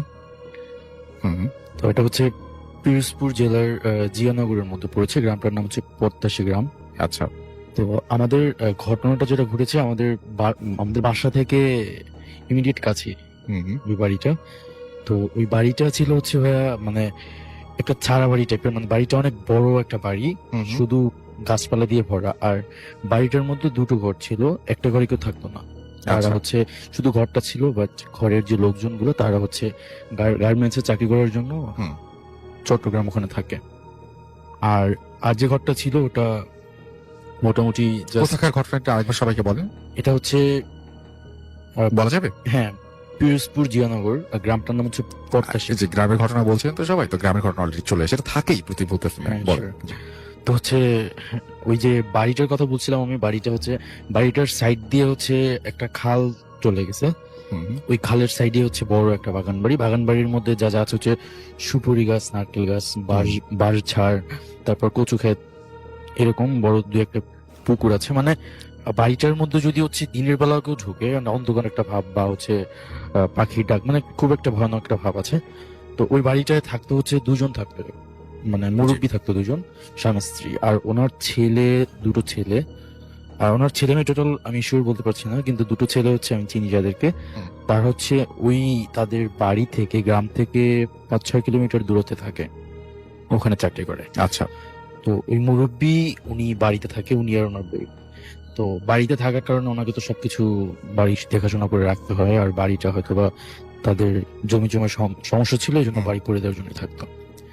তো সমস্যা যেটা হলো সেটা হচ্ছে যে উনি যে ওনার বাড়ির টিন ছিল মানে খুব স্বাভাবিকভাবে লাগানো ছিল। তো ঘরের পাশে একটা গাব গাছ ছিল আর কি, পুরোনো একটা গাব গাছ ছিল। ওই উনি মানে চিন্তা ভাবনা করলো যে গাব গাছটা কেটে ফেলবেন, কারণ ওনার টিনের ক্ষতি হচ্ছে। তো উনি এরকম চিন্তা ভাবনা করলেন, কিন্তু ওই কিছুদিনের মধ্যে উনি রাত্রে স্বপ্নে দেখলো যে মানে মুরব্বী টাইপের একজন লোক, দরবেশ টাইপের, স্বপ্নে ওনার সামনে এসে বলছে যে তুমি যে গাছটা কাটতে চাইছো গাছটা কেটো না, কারণ তোমার যেরকম একটা থাকার স্থান আছে, এটা একটা থাকার স্থান আমার, সো এটা তুমি কেটো না। আচ্ছা। তো উনি ওটাকে সেরকম ইয়াতে নিল না, সেটা বলবো যে স্বপ্ন তো উনি গাছটা কেটে ফেলে। আচ্ছা। এরপরে ওনার সাথে আর কি যে মেন ঘটনাটা শুরু হয়, ওখানেই থেমে যেতে পারতো আর কি।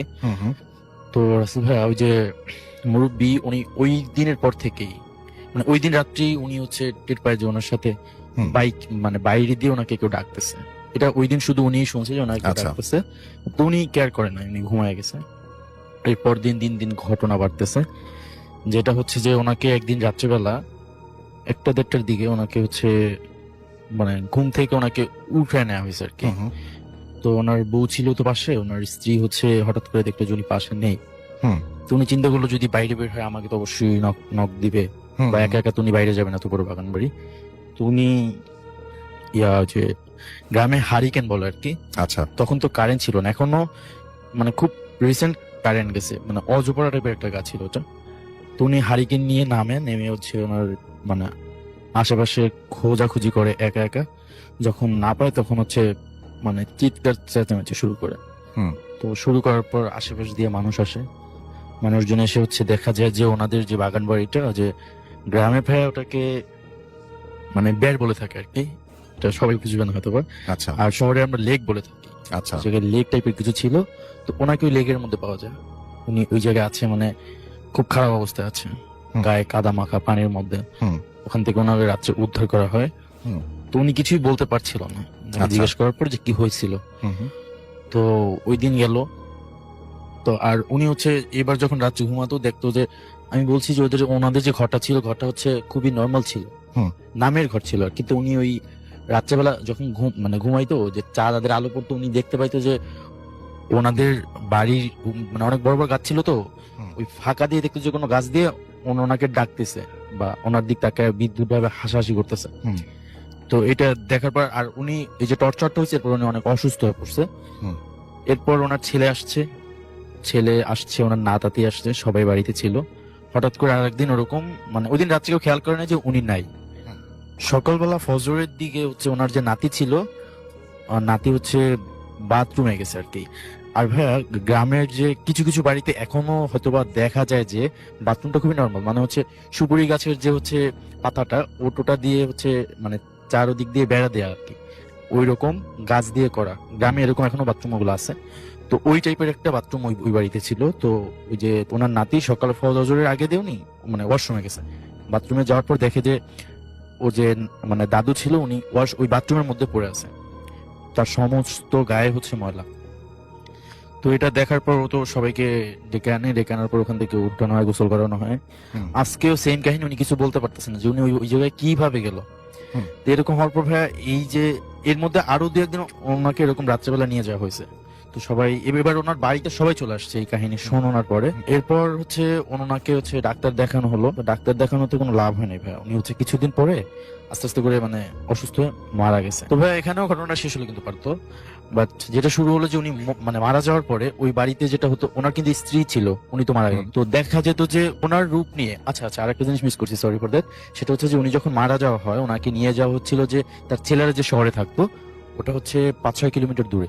ওখানে হসপিটালে ওখানে ডাক্তার দেখানোর পর ওখানেরই একটা সরকারি কবরস্থানে ওকে মাটি দেওয়া। তো এটা কিন্তু ওনার এই গ্রামের বাড়ি থেকে 5-6 কিলোমিটার দূরে। তো ওখান থেকে উনি তো আর এখানে আসা সম্ভব না, ওনাকে ওখানেই মাটি দেওয়া হয়। কিন্তু যেটা দেখা যায় যে পরের রাতগুলোতে সন্ধ্যার পরেই দেখা যায় যে ওনার আকৃতি ধরে ওই ঘরটার আশেপাশে ঘুরতেছে, ঘরটার মধ্যে উঠতেছে, মানে উঠতে চাচ্ছে, ঘরের মধ্যে উঠতে পারতেছে না, কিন্তু ওর আশেপাশে ঘুরতেছে সাদা কাপড় পরা। তো এটা ভাই খুব বাজে একটা সিচুয়েশন হয়ে গেছিল গ্রামে।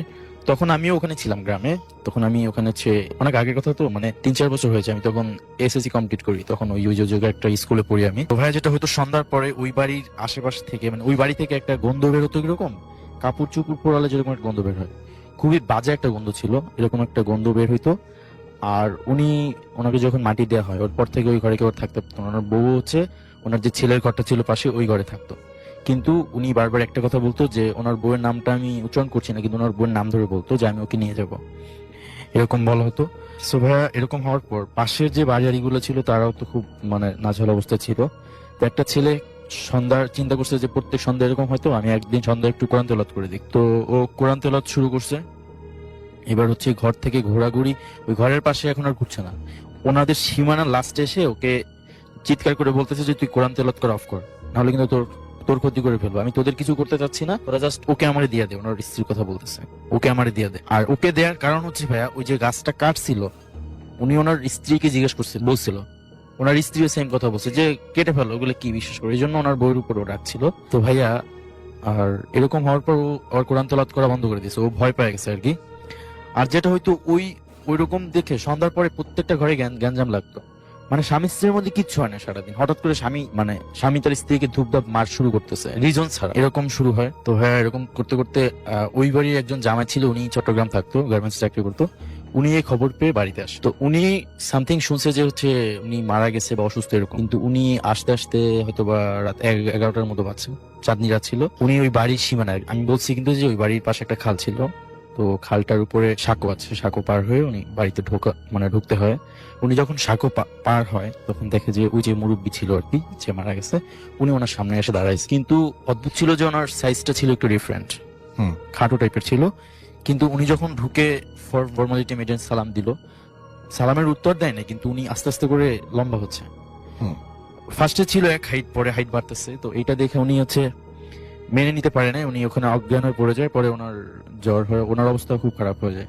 কিন্তু এখন ব্যাপারটা হচ্ছিল যে ওনাদের যে জাস্ট ফ্যামিলিরা শুধু ক্ষতিগ্রস্ত হচ্ছে না, ভয় পাচ্ছে না, পুরো গ্রামবাসী একটা ইয়ার মধ্যে ছিল, আতঙ্কের মধ্যে ছিল। সন্ধ্যার পরে কেউ বাইরে বেরোতে পারতো না। তো এরপর ভাই সবাই মিলে সিদ্ধান্ত নিল যে এইটাকে কিছু একটা করতে হবে। তো এরপর ওখানে দু একজন কবিরাজকে নিয়ে আসা হয়। আর আমাদের ওখানে বাজারের একটা মসজিদ আছে, মানে ওই মসজিদের ইমাম সাহেবকে খবর দেওয়া হয়। তো উনি ফার্স্টে রাজি হয়নি, তারপরে 2-3 জন মিলে আর কি ওই বাড়িতে সন্ধ্যায় একটা ইয়া করে, আসর করে। আসর অনেক গ্রামবাসী ছিল ওখানে। আসর করার পর হচ্ছে সামথিং কিছু হচ্ছে, তারা দোয়া পড়লো। আর হচ্ছে মানে লোহার রড টাইপের ছিল অনেকগুলা, ঝাড়ু এইসব অনেক কিছু ছিল। তো ওনারা একটা গোল একটা ইয়া দিয়ে ওখানে চাইরো সাইড ইয়া দিছিল আগুন দিয়ে। তারপর ওখানে হচ্ছে ওকে হাজির করা হয়, মানে কিছু দেখা যায় না, কিন্তু আওয়াজ আসছিল ওখান থেকে। আর ওখানের যে আগুনটা ওটা নিভে গেছিল আর কি। এরপর বলা হয় যে তুই কেন আসছিস, তো ঘটনাটা পুরোই বলে যে এরকম এরকম হয়েছিল, আমি নিষেধ করার পর হয়েছে। তারপর ওকে চলে যেতে বলা হয়, ও কোনোভাবেই যেতে চায় না। লাস্ট টাইম মানে দোয়া দুরুদ পড়ার কারণে তারপর বলে যদি কি নিয়ে যাবি, তারপর বলে যে এই বাড়ির যে বড় গাছটা আছে, এই গাছের আমি ডালটা নিয়ে যাবো। ওটা হচ্ছে সেরেজ গাছ ছিল আর কি। তো এরকম অনেক কিছুর পর ওখান থেকে ছোটদের সরায় দেওয়া হয়। তারপর কিছুক্ষণ পরে মানে সবকিছু ঠান্ডায় ছিল, একটা ঝড়ের মতো আসে আর কি। আর ওই যে গাছটা ছিল, গাছের একটা ডাল নিয়ে চলে যায় আর কি। তো এরপর থেকে ওই বাড়িতে এখন কেউ নাই, কিন্তু বাড়ির আশেপাশে এরকম কোনো সমস্যা এখনো পর্যন্ত নেই। কিন্তু তখন এটা খুব প্রচলিত ছিল, মানে সবাই জানে ব্যাপারটা এখনো, যারা ওখানে ওই টাইমটা ছিল। ধন্যবাদ আপনাকে। রাসেল ভাই, আসসালামু আলাইকুম। আশা করি ভালো আছেন আপনারা সবাই। আমি মিশুক, বার্সেলোনা, স্পেন থেকে। আজকে একটা ঘটনা আপনাদের সাথে শেয়ার করব, যেটা আমার নিজের সাথে ঘটে যাওয়া একটি ঘটনা। সো এখানে আমার একটা ফ্রেন্ড, নাম হচ্ছে সবুজ, বাঙালি। আমরা এক ইউনিভার্সিটিতে পড়াশোনা করি। তো যখনই সময় পাই আসলে আমরা ট্রাই করি যে নতুন কোনো প্লেস এক্সপিরিয়েন্স করার জন্য। তো লাস্ট মানডেতে 1 এপ্রিল কাজ শেষে ইউনিভার্সিটি থেকে এসে তারপর আমরা দুজনে চিন্তা করলাম যে আজকে একটা নতুন কোন একটা প্লেসে যাব। তো এখানে রাসেল ভাই, বার্সেলোনা যে মেইন যে সেন্টারটা, একটু বলে রাখি, আপনারা হয়তো অনেকেই জানেন, সেন্টারটা বেশ ভালোই সমতল। তো আপনি সেন্টারের বাইরে যে বেশ পাহাড়ি, এখানে সমতল খুব একটা নেই, অনেকটা পাহাড়ি এরিয়া। তো আমরা ওরকমই একটা জায়গা, এটা হচ্ছে জায়গাটার নাম হচ্ছে পার্ক দে মনজুইক, আপনারা হয়তো অনেকেই জানেন। তো আমার যে ফ্রেন্ড সবুজ, ও হচ্ছে গুগল থেকে এটা সার্চ দিয়ে বের করছে যে আমরা ওখানে গেলে ভালো হবে, ওখানে অনেক জনশূন্য বা মানুষ একটু কম থাকে কম্পারেটিভলি, আমরা যে সেন্টার থাকি এখান থেকে অনেক কম্পারেটিভলি মানুষ ওদিকে অনেক কম থাকে। অ্যাজ ইউজুয়াল আমরা হচ্ছে কাজ শেষে আমরা সন্ধ্যার পরেই আমরা বের হই। সময়টা ছিল এরকম 8:30টার মতো হবে। তো ও হচ্ছে গুগলে সার্চ দিয়ে দেখলো যে ওখানে যাওয়ার জন্য হচ্ছে আমাদেরকে 2টা বাস ওখানে যায় নর্মালি। একটা হচ্ছে 50 নাম্বার বাস, একটা হচ্ছে 155 নাম্বার বাস। তো আমরা গুগলে সার্চ দিয়ে দেখলাম যে 50 নাম্বার যে বাস, ওটা যে স্টপেজ, ওটা আমরা যেখানে ছিলাম ওখান থেকে মোটামুটি সন্দেহবশত আসলে জিজ্ঞেস করলাম। তো ও ড্রাইভার উত্তর করলো হ্যাঁ, বাসটা ওদিকে যাবে। এজ ইউজুয়াল রাসেল ভাই, আমরা দুজনেই বাসে উঠে বসলাম। বসে কিছুক্ষণ পরে 2 থেকে 2.5 মিনিট পরে বাসটা ছাড়লো। তো আস্তে আস্তে রাসেল ভাই, একটু আগে বলেছিলাম যে নিচ থেকে বাসটা হচ্ছে উপরের দিকে যাচ্ছিল। খুব ভালো লাগতেছিল, যে খুব এনজয় করতেছিলাম সময়টা, আর যেহেতু বাসটা পুরো ফাঁকা। তো রাসেল ভাই, হঠাৎ করে আমি চিন্তা করলাম যে কয়েকটা ছবি তুলবো। তো আমি হচ্ছে আমার সিট থেকে দাঁড়িয়ে আমি কয়েকটা ছবি তোলার জন্য দাঁড়ালাম।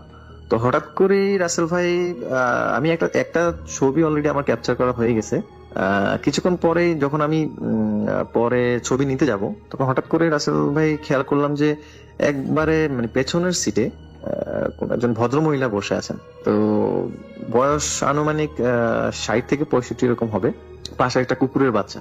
তো আমার কাছে কেন জানি মনে হচ্ছিল যে ভদ্রমহিলা একটু মানে আনইজি ফিল করতেছে বা একটু বিরক্ত হচ্ছে যে আমরা যাতে ছবি না তুলি, ওনার সমস্যা হচ্ছে এরকম। তো উনি একটা পর্যায়ে হাত দিয়ে মানে কেমন জানি আমাকে একটু ইশারা করে বললো, কিছু বলেনি, বাট হাত দিয়ে মনে হয় জানি ইশারা করে বললো যে তোমরা ছবি তুলো না বা তোমরা চুপ করে বসে থাকো, এরকম একটা এক্সপ্রেশন ওনার ছিল। তো আমি আর কিছু চিন্তা না করে আমি সিটে গিয়ে বসলাম। তো সবুজের সাথে বলতেছিলাম, রাসেল ভাই একটু বলে রাখি, এখানে আসলে আপনারা হয়তো অনেকেই জানেন মানে এখানে বাসে বা ট্রেনে কিন্তু কোনো এনিম্যাল অ্যালাউড না, নর্মালি আসলে অ্যালাউড না। তা আমি একটু এমনি কিউরিওসিটি বশত আমি সবুজকে বললাম, সবুজ দেখ পিছনে যে ভদ্রমহিলা বসে আছে ওনার পাশে। তো আমরা যেহেতু নতুন জায়গায় রাসেল ভাই, আমরা আসলে এক্সাক্ট জানতাম না বা খেয়াল করিনি যে ওখানে কত মিনিট সময় এক্সাক্ট ওখানে লাগে।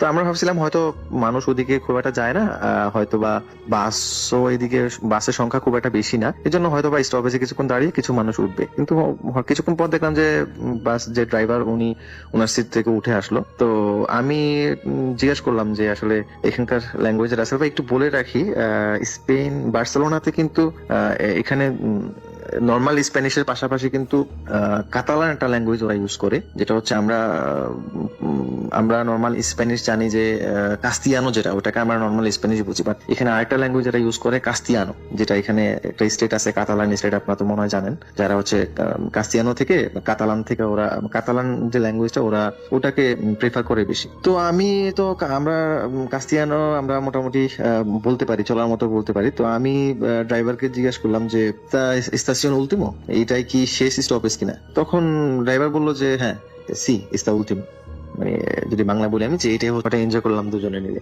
তো যাক, আমরা ফুটবলটা ও বের করলো, বের করার পরে আমরা দেখতেছিলাম যে আসলে আমরা এক্সাক্ট যেই ডিরেকশনে মানে যেই প্লেসটাতে আমরা যেতে যাচ্ছি, ডিরেকশনটা আসলে আমরা যেখানে এখন বর্তমানে আছি ওখান থেকে এক্সাক্ট কত সময় লাগবে। তো আরো কিছু দূর হাঁটার পরে হঠাৎ করে দেখলাম যে রাস্তার ওখানে রাস্তার কিন্তু ইন্ডিকেশন থাকে যে আপনি কোন দিকে কোন রাস্তা গেছে, এরকম ইন্ডিকেশন দেওয়া থাকে। তো কিছু দূর পরেই দেখলাম যে একটা ইন্ডিকেশন দেওয়া। রাসেল ভাই একটু বলে রাখি, আমরা যেখানে যাবো এক্সাক্ট আমাদের যে টার্গেটের যে লোকেশনটা ছিল সেটা ছিল এরকম, নামটা ছিল পিজি অলিম্পিকা, নিচে আবার লেখা আনাইয়া অলিম্পিকা, উপরে লেখা পিজি অলিম্পিকা, নিচে হচ্ছে আনাইয়া অলিম্পিকা।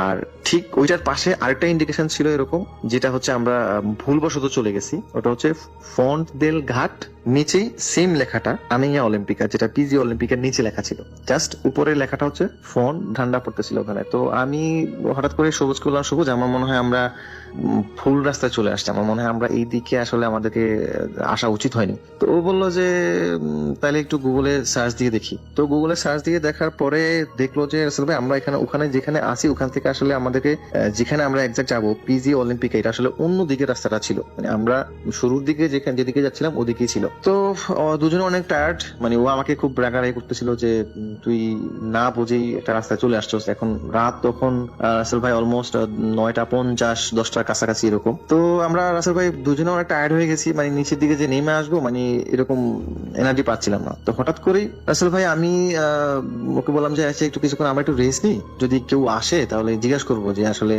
ওখান থেকে আমরা যেখানে যাবো এক্সাক্ট ওখান থেকে কত সময় লাগতে পারে, যদি বেশি সময় লাগে তাহলে আমরা ব্যাক করবো, আমরা ওদিকে যাবো না। তো রাসেল ভাই এটা চিন্তা করতে করতে হঠাৎ করেই সবুজ খেয়াল করলো যে আমার যে ফ্রেন্ড, আমার সাথে যে ফ্রেন্ড ছিল, ও খেয়াল করলো যে আমাদের থেকে ঠিক 10 থেকে 12 হাত দূরে কোন একজন মানুষ উপর দিকে উঠতেছে। এক্সাক্ট মানুষ এইজ কত বা ছেলে মানুষ না মেয়ে মানুষ আসলে আমরা ততক্ষণ পর্যন্ত বুঝতে পারিনি। তাই বললাম যে চল তাহলে আমরা কষ্ট করে আর একটু উঠি, ওনাকে আমরা ধরি, ওনার সাথে কথা বলি, ওনাকে যদি যে অবশ্যই এখানে লোকাল হবে, এত রাত্রে তো আর এখানে টুরিস্ট আসবে না। তো আমরা একটু মানে ব্যাগ নিয়ে হচ্ছে ওনাকে ধরার জন্য ওনার দিকে টেনে যাচ্ছি। যাওয়ার পরে যখন ঠিক ওনার কাছাকাছি যখন গেলাম তখন রাসেল ভাই আসলে চিন্তা করতেছিলাম যে কি বলবো ওনাকে, কারণ এখানে অনেকে আসলে এখানে কাস্তিয়ানো ওরা বুঝে, কিন্তু কাস্তিয়ানো ওরা আসলে বলতোটা ভয় মনে হয়। রাসেল ভাই আমি লাস্ট 7 মাস আমি ইউরোপে আসছি, এখানে এতটা ভয় মনে হয় আমার সাথে যে ফ্রেন্ড ও মনে হয় জীবনে পায় নাই, আমিও পাই নাই। রাসেল ভাই আমরা ঠিক যেই মানুষটাকে আমরা বাসে দেখে আসছি, যে বুড়ো মানুষটি, বৃদ্ধ মহিলা, ঠিক ওই মানুষটাই এখানে। তিনি উপরের দিকে উঠছেন, হঠাৎ করে আমাদের দিকে তাকিয়ে রাসেল ভাই মানে বিশ্বাস করবেন না কতটা ভয় পাইছি আমরা। একে তো রাসেল ভাই অনেক টায়ার্ড, মানে আর প্রচন্ড ঠান্ডা পড়তেছিল, অনেক ঠান্ডা বাতাস, মানে কথা বের হচ্ছিল না মুখ দিয়ে। তিনি একটা কথাই শুধু বললেন যে তিনিও মৌত করাজ, মানে এটার মানে হচ্ছে রাসেল ভাই এটা উনি কাতালান বলছে। আমরা আসলে একজাক্ট তোকে 60-এর উপরে সে বাস থেকে কখন নামলো, আমরা কিন্তু বাসের সামনের দিকে বসছি, তো আমরা কিন্তু ওনার আগেই নামার কথা, যেহেতু উনি পেছনে বসছে। রাসেল ভাই আমরা নেমে বের হয়ে গেছি, উনি কখন নামছে আমরা ওনাকে দেখিও নি। আর উনি যদি নেমেও থাকে তাহলে উনি নিশ্চয়ই হেঁটে আসলে, আমরা যে পথ দিয়ে আসতাম ওখান দিয়ে আসছি, ওখান দিয়ে আসার কথা। কিন্তু এই বৃদ্ধ মহিলা ওখান থেকে আমাদের আগে এসে এই খাড়া পাহাড়ে এইভাবে উঠে যাবে রাসেল ভাই, এটা আসলে কোনোভাবেই বিশ্বাস করার মতো না। আর এই জন্যই বেশি ভয় পেয়ে গেছিলাম রাসেল ভাই আমরা, যে এটা কিভাবে সম্ভব। একজন বৃদ্ধ মহিলা বয়স 60-এর উপরে, তিনি ওখান থেকে আমাদের আগে হেঁটে এসে যাচ্ছিল, এই সময়ের মধ্যে উনি কিভাবে এখান থেকে গায়েব হয়ে গেল। আশেপাশে দুই পাশে হচ্ছে জঙ্গল, উপরের দিকে হচ্ছে খাড়া পাহাড়। আচ্ছা ভাই ওখানে যে সোডিয়ামের যে লাইটের যে আলো ছিল, মোটামুটি এখানে তো আপনারা জানেন যে উন্নত দেশগুলোতে মোটামুটি ম্যাক্সিমাম এরিয়াতেই আপনার সোডিয়াম লাইটের আলো থাকে। তো আলো দিয়ে যতটুকু মানে দেখা যায়, বা আমরা একটু উপরের দিকে হেঁটেও গেলাম রাসেল ভাই, কিছুদিন পর্যন্ত দেখেও আসছি যেখানে কোনো মানুষের কোনো অস্তিত্ব নেই রাসেল ভাই। আর আমরা ওখানে একটা সেকেন্ড ওখানে অতিবাহিত না করে আমি বললাম সবুজ, করলাম সবুজ, আমরা এখনই হচ্ছে এখান থেকে চলে যাওয়া উচিত আমাদের, আর সামনের দিকে যাওয়া উচিত না। তো রাসেল ভাই আমরা হচ্ছে মোটামুটি ভয় নিয়ে, কি বলবো, শরীর তো ঠান্ডা হয়ে গেছে, প্রচন্ড ঠান্ডা পড়তেছিল আর ঠান্ডা বাতাস। রাসেল ভাই আমরা ওখান থেকে হচ্ছে পেছনের দিকে ব্যাক করি।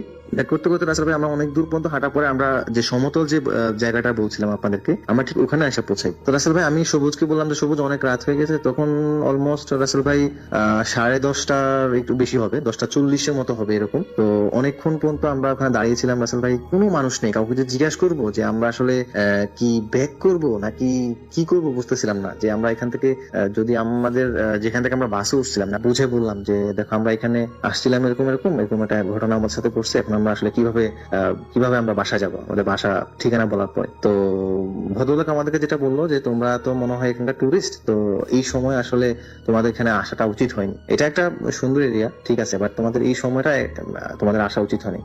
তো রাসেল ভাই পরে উনি যেটা বললো যে এখানে 2 থেকে 3 মিনিট সামনে গেলে একটা বাস স্টপেজ আছে, ওখান থেকে যদি বাস থাকে, উনি বলতেছে উনি শিওর না যে এত রাত্রে এখানে বাস আছে কিনা, উনি শিওর না। তো মোটামুটি রাসেল ভাই এই বলে উনি চলে গেল। আমরা মোটামুটি 2-3 মিনিট রাসেল ভাই সামনে আসার পর ওখানে একটা স্টপেজ পেলাম। তো স্টপেজের ওখানে একটা রাসেল ভাই, এখানে প্রত্যেকটা স্টপেজ একটা কোড নাম্বার থাকে। তো আমি সবুজকে বললাম সবুজ তুই একটু কোড নাম্বারটা দিয়ে ওখানে দেখ যে এই নাম্বারের বাসটা আছে কিনা। রাসেল ভাই ওই বাসটা ছিল হচ্ছে ওখানে 2টা বাসই নর্মালি যায়, একটা হচ্ছে 50 নাম্বার বাস, একটা হচ্ছে 155 নাম্বার বাস। তো ওই স্টপেজটা ছিল রাসেল ভাই 155 নাম্বারের। তো রাসেল ভাই ওখানে ও কোড নাম্বারটা দেওয়ার পরে দেখলো যে রাসেল ভাই ওখানে নেই। পরে আমি সবুজ করলাম সবুজ এক কাজ কর, আমরা আমার মনে হয় আমরা মুভ করা দরকার, কারণ আমরা যেহেতু এখানে 5 মিনিট দাঁড়িয়ে না থাকে, আমরা সামনের দিকে 5 মিনিট হাঁটি, যদি কোনো বাস পাই তাহলে তো নেক্সট স্টপেজ থেকে উঠবো, নতুবা আমাদেরকে হেঁটে যেতে হবে। রাসেল ভাই বিশ্বাস করবেন না, আমার মনে হয় আমরা অলমোস্ট দুজনে 20 থেকে 25 মিনিটের মতো হাঁটতেছি, কোথাও কোনো নামার মতো কোনো ওয়ে পাচ্ছিলাম না। মনে হচ্ছে যে যেদিকে যে শুধু মানে রাস্তাটা শুধু দীর্ঘই হচ্ছে, মানে পাহাড় থেকে যে নিচের দিকে আমরা দেখতেছি, এখান থেকে অনেক উপর থেকে নিচে দেখতেছি যে আমরা যেখানে মোটামুটি বার্সেলোনা শহরটা পুরোটাই ওখান থেকে দেখা যায়, যে আমরা যেখানে দাঁড়িয়ে আছি আর আমরা যেখানে যাব, আমরা হয়তো প্লেসটা আন্দাজ করতে পারতেছি ঠিক এখানে, বাট আমরা নামার কোনো ওয়ে নাই। মানে এতটা জনশূন্য, আর হচ্ছে উপর থেকে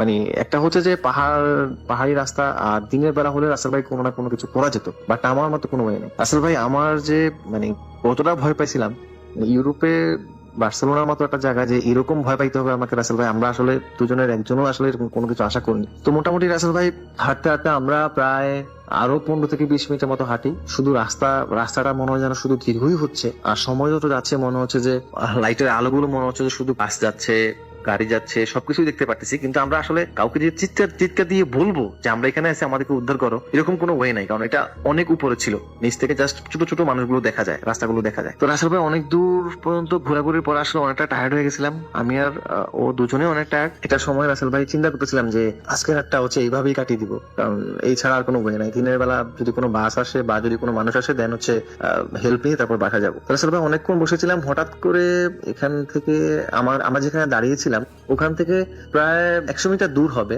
কোনো একটা, মানে আমরা যে বলছিলাম আমরা যে এরিয়াতে দাঁড়াইছিলাম ওখানে চারটা কর্নারের মতো ছিল, কোনো একটা কর্নারে মনে হচ্ছে যে কেউ একজন ওখানে কথা বলছে এরকম। তো রাসেল ভাই বিশ্বাস করিনি যে এত রাত্রে ওখানে, তখন অলমোস্ট 12:30 মতো বাজে, 1:45 মতো বাজে, এত রাত্রে এখানে আসলে কোনো মানুষের অস্তিত্ব এইভাবে পাবো আসলে মানে জানি না আল্লাহ তাআলা কিভাবে আসলে আমাদেরকে এইভাবে সাহায্য করছে, আসলে আমরা নিজেরাও মানে বুঝতেছিলাম না। তো আমরা মানে খুব তেড়ে গিয়ে ওনাদের দিকে গেলাম, দেখি হয়তো মনে হচ্ছে যে ওখানে মানুষ কথা বলছে, কয়েকজন মানুষ ওখানে কথা বলবে, জাস্ট আঁকা বাঁকা রাস্তা আছে, বাট সেটা বের করে নিতে হবে, কারণ রাস্তা হচ্ছে খুব সরু রাস্তা আর হচ্ছে খুব রিস্কিও। ওরা বললো যে এভাবে এভাবে আমাদেরকে ডিরেকশন দিয়ে দিল যে একটু সামনে গিয়ে বাম দিকে একটা সিঁড়ির মতো, আসলে উচ্চতাটা ঠিক বলতে পারছি না, আমার জানা নেই, বাট অনেক উপরে ছিল। তো রাসেল ভাই কি করব, ওনাদেরকে অনেক থ্যাঙ্কস দিয়ে আচ্ছা আমরা দুজনে হচ্ছে মুভ করতেছিলাম। তো নামতে নামতে নামতে নামতে রাসেল ভাই অনেক দূর পর্যন্ত নামতেছি, মনে হচ্ছে যে রাস্তাই শেষ হচ্ছে না, কিন্তু পর্যন্ত কিছুক্ষণ পরে আমি হচ্ছে পড়ে যাচ্ছি, আবার ও আমাকে উঠাচ্ছে, আবার ও পড়ে যাচ্ছে, আমি ওকে উঠাচ্ছি, আবার কোনো একটা সময় দুজনেই পড়ে যাচ্ছি। রাসেল ভাই পড়ে গিয়ে উঠে গিয়ে এভাবে অনেক কষ্টে আমরা হচ্ছে শেষমেশ পাহাড়টা শেষ করে নিচে নামলাম। পাহাড়টা শেষ করার পর রাসেল ভাই আমরা একটা হাইওয়ে ছিল, ওই হাইওয়ের মাঝখানে এসে আমরা ঠিক নামলাম। তারপরে দুজনে অনেকক্ষণ ওখানে বসেছিলাম, প্রায় আমরা এটি ওখান থেকে বাসায় চলে আসি। ঘটনাটা অনেক দীর্ঘ হয়তো হয়েছে, তো আশা করি ঘটনাটা সবার কাছে অনেক ভালো লাগছে। তো দোয়া করবেন আমাদের জন্য, আর যাতে নতুন কোনো প্লেস আমরা এক্সপিরিয়েন্স করতে পারি। আর সবাই ভালো থাকবেন, আসসালামু আলাইকুম। নতুন একজন অতিথি এই মুহূর্তে আমাদের সঙ্গে আছেন, তার সাথে আমরা কথা বলবো। আপনার নামটা প্লিজ একটু বলবেন, তারপর আপনি বলবেন যে আপনি কোথা থেকে এসেছেন, তারপর আপনার ঘটনায় যাব। আসসালামু আলাইকুম রাসেল ভাইয়া। আমি ওমর ফারুক বলছিলাম, মিরপুর 12 থেকে এসেছি আমি। জি। আমি যে ঘটনাটা শেয়ার করবো আসলে এটা হচ্ছে আমাদের গ্রামে ঘটা আর কি। আমার একটা বড় ভাইয়ের কাছ থেকে শোনার, বড় ভাইয়ের নাম হচ্ছে কালাম, উনি আমাকে শেয়ার করে। জি। তো ঘটনাটা যার সাথে ঘটছে, যে এলাকাটা ঘটছে, এলাকাটার আমি আগে বিবরণ দিতে চাই। এটা হচ্ছে বরিশালের মধ্যে পড়েছে। আমাদের ওখানে একটা হাট আছে, ওটার নাম হচ্ছে তালুকদার বাজার। ও হাটটার 3টা নাম, তালুকদার বাজার, বড় মেয়ার হাট, সালাম মেয়ার হাট। তো ওই হাটটা হচ্ছে মানে গ্রামটা এমন গ্রাম যেখানে হচ্ছে কিছুদিন হয়েছে, যেরকম 1 বছর হয়েছে কারেন্ট হয়তো বা এখন গ্রামে সব জায়গায় আছে, আগে ছিল না, মানে অজপরা গা একটা এই টাইপের।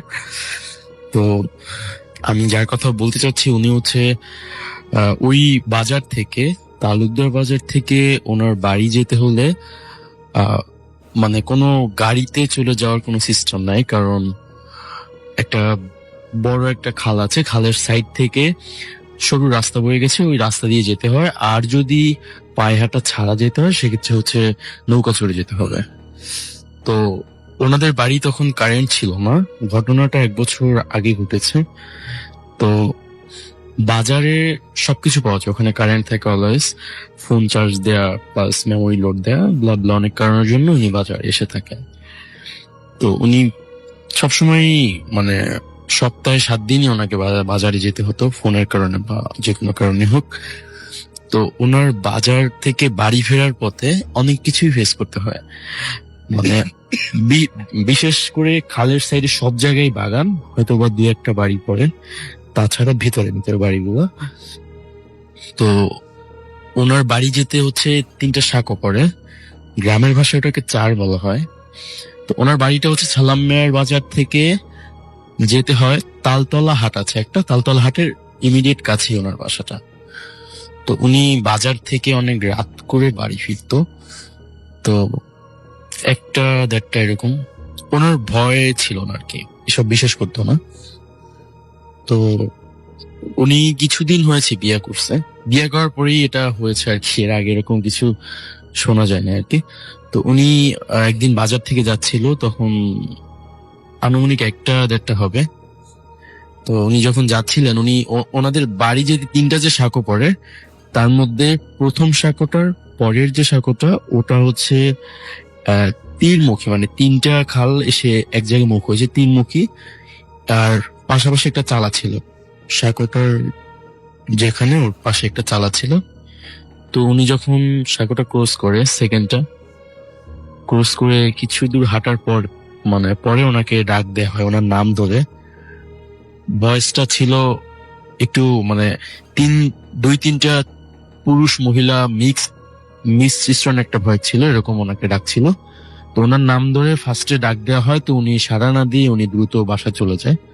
উনি ওইটা সেরকম নেয় না, তো বাসায় যে ওনার আম্মু ওনার স্ত্রীর কাছে শেয়ার করে, তো তারা বলে হয়তো বা তোমাকে কেউ ডেকেছে ওখানে। তো উনি এটা না নিয়ে কিছুদিন হয়ে গেছে, উনি কিন্তু ওটার ব্যাপারটা ভুলেই গেছে। আবার একদিন ওখান থেকে যাচ্ছিল, সেম আবার ডাক দেওয়া হয়েছে, কিন্তু এবার ডাক দেওয়া হয়নি, এবার জাস্ট ডাক দেওয়া তো হয়েছে, উল্টো বলা হয়েছে যে নাম ধরে ডেকে বলা হয়েছে যে এই আমার রক্তের মানে তৃষ্ণা লাগছে, তো আমি তো রক্ত খাবো। তো উনি এটা শুই না প্রচন্ড ভয় পায়, ভয় পেয়ে পিছনে না তাকায় এক দূরে যে ওনার মানে বাড়ি যায়, বাড়ি যেয়ে ওনার আম্মু স্ত্রীর কাছে শেয়ার করে। তো তারা বলে যে তোর আর রাতে আর বাড়ি ফিরবি না বাজার থেকে, আর লেলে চলে আসবি। তো উনি আবার অনেক দিন হয়ে গেছে এরকম কিছু হয় না, আর উনি তো রাত্রে এখন আর বাজারে থাকেই না, কিন্তু উনি এই ব্যাপারটাও ভুলে গেছে। আবার একদিন ওরকম রাত করে আসছিল, তো ওদিন ওনার সাথে একজন সঙ্গী ছিল, উনি ওই সাঁকোর আগে ওনার বাড়ি ছিল, গন্তব্যস্থ এমনি পৌঁছায় গেছে। তো উনি যখন আবার ওখান থেকে যাচ্ছিল, এবার ওনার নাম ধরে বলা হচ্ছে যে তোকে কিন্তু আমি কথা শুনতে বলছিলাম, আমি বলছিলাম যে আমার রক্তের পিপাসা লাগছে, কিন্তু তুই কিন্তু আমার কথা শুনিস না, আমার খাওয়াস না। এটা কে বলছে, কিভাবে বলছে এটা? এটা হচ্ছে যে ভয়েসটা ফার্স্টে ডাকা হয়েছিল, এই যে মিক্সড রেজিস্টার একটা ভয়েস ছিল, পুরুষ মহিলা মিক্সড। এই এরপরে কি হয় আসলে? তো উনি এটা শুনে বাসায় চলে যায়, উনি প্রচন্ড ভয় পায় ওই দিন। তো দু একদিন জ্বরও থাকে ওনার।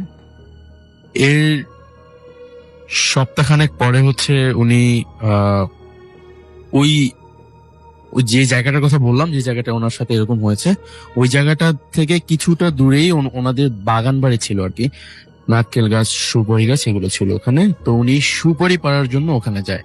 তো ওই বাগানটার ব্যাপারটা হচ্ছে চিল্লাও আপনি গেলে বাগানটা দেখতে পারবেন, দিনের বেলাও ওখানে যেতে ভয় লাগে, মানে অন্ধকার একটা লতা পাতা দিয়ে গাছটা দিয়ে, ওখানে কোনো ঘর বাড়ি নেই, জাস্ট ছাড়া বাড়ি একটা, মানে সাইডে বাগান এরকম। তো উনি যখন ওখানে যাচ্ছে বাগানে সুপারি পাড়ার জন্য, পাশের বাড়ি ওনার কাজিন ছিল একটা, তো কাজিনের বউকে বলতেছে, মানে টাইমটা ছিল দুপুর টাইম, তো বলতেছে যে ভাবি আপনি কি আমার সাথে একটু আসবেন, আমি 3টা গাছের সুপারি পেরে নিয়ে আসবো, আপনি জাস্ট ওইটুকু সময় থাকলেই হবে। তো উনি বললো যে দেখো আমার তো এখন দুপুরবেলা কাজ আছে, তোমার ভাই আসবে, তার জন্য খাবার তৈরি করতে হবে। তো রিকোয়েস্ট করার পর উনি না গেলে উনি একা একাই চলে যায় সাহস করে। তো চলে যাওয়ার পরে তার যে ভাবি, মানে তার ভাই আসে খাওয়া দাওয়া করে, তো তার ভাবি বলতেছে ও এরকম এরকম আসছিল, তা আমার তো ডেকে গেল, আর তো এখানে আসলো না, আর ওখান থেকে বের হতে হলে তার বাড়ি মানে ক্রস করেই যেতে হবে। তো ওনার ভাই বললো তো তুমি ওর সাথে একটু গেলেই তো পারতা, ওই জায়গায় তো দিনের বেলায় যেতে মানুষের ভয় হয়। তো উনি গেল ওই জায়গাটায় ওনার বউকে নিয়ে, ছেলে এলেকে নিয়ে।